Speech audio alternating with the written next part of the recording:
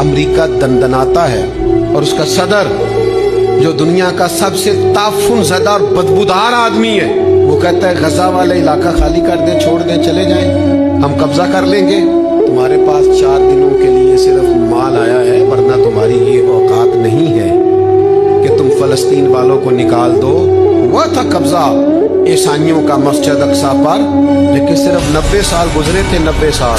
अक्सा कहाँ और बगदाद कहाँ? बगदाद के अंदर बैठकर एक दरवेश ने सिर्फ तबलीग शुरू की थी। सुनो हमारी तकरीरों से क्या होता है। बगदाद मोहल्ला की जामे मस्जिद में बैठकर एक दरवेश ने, गौसे आजम ने, शेख अब्दुल कादिर जिलानी ने तकरीर की थी और 70 साल उन्होंने बगदाद में दीन का काम किया है। एक शख्स अपने बच्चे को उंगली से लगा के गौसे पाक की महफिल में लाया करता था, बिठाया करता था, ले जाया करता था। फिर वो बच्चा बड़ा हो गया तो उसने 70,000 की फौज बनाई। फिर उस बच्चे ने फलस्तीन पर जाकर ईसाइयों पर हमला किया, फिर मस्जिद अक्सा को आजाद किया।